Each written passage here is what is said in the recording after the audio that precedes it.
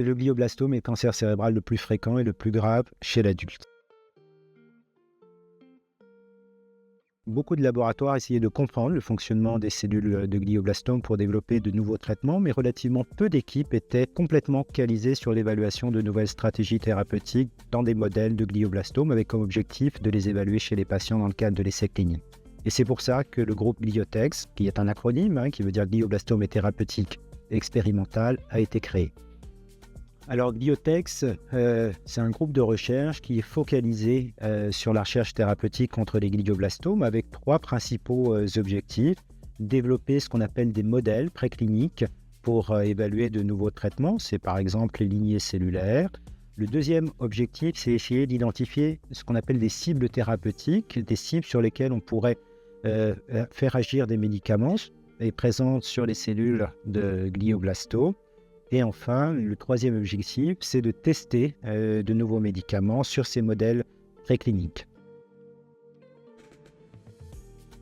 La neuro-oncologie est une discipline multidisciplinaire qui fait intervenir beaucoup de spécialistes, beaucoup de corps de métier. Et parmi les projets qu'on mène au sein de GlioTex, il y a le projet d'ouverture de la barrière hémato-encéphalique. La barrière hémato-encéphalique est une enveloppe qui entoure le cerveau et qui limite la pénétration des médicaments pour le protéger. Et pour ouvrir cette barrière hémato-encéphalique et favoriser la pénétration des médicaments, on mène une collaboration avec la société Clartera et le professeur Alexandre Carpentier, neurochirurgien à la Pitié-Salpêtrière, pour évaluer cette stratégie au laboratoire. Et on évalue également cette stratégie dans le cadre des essais cliniques chez les patients qui souffrent de tumeurs cérébrales. Mon travail de recherche, c'est le glioblastome évidemment.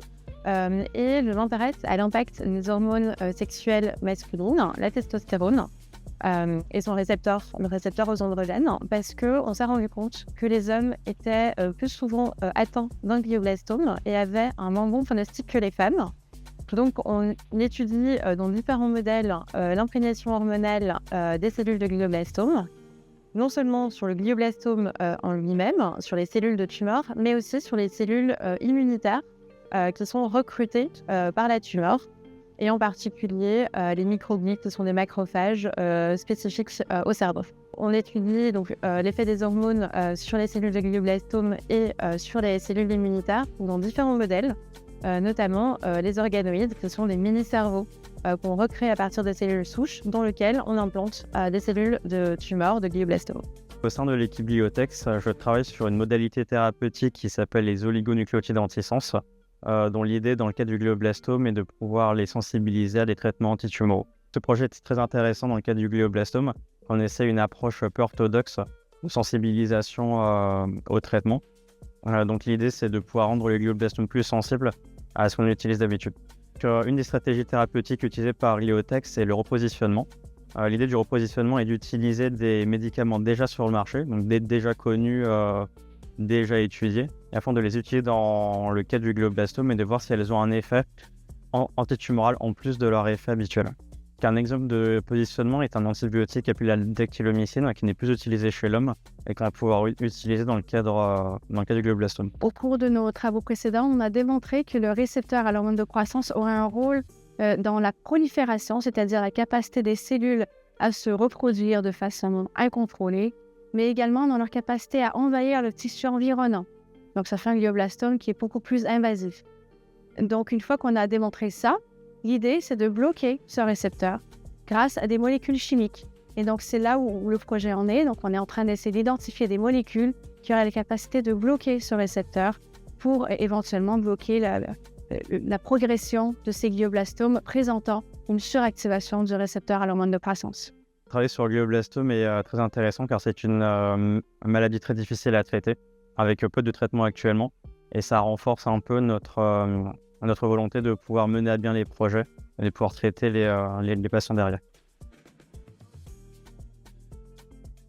Compte tenu des progrès qui ont été menés ces dernières années, notamment dans la compréhension de la biologie des cellules tumorales, actuellement, l'étape suivante, c'est de développer des traitements qui reposent sur cette meilleure compréhension. Et j'ai l'impression qu'on est en train de toucher du bout du doigt des avancées thérapeutiques majeures qui vont changer le pronostic de nos patients. La recherche est un processus qui est long, qui requiert beaucoup de besoins financiers d'abord, pour pouvoir nous permettre d'avoir accès à des technologies pointes, peuvent comprendre mieux ce qui se passe au sein de la tumeur, mais également des moyens humains, donc des différentes expertises et du temps que les gens vont mettre pour essayer de comprendre ces processus qui sont très complexes.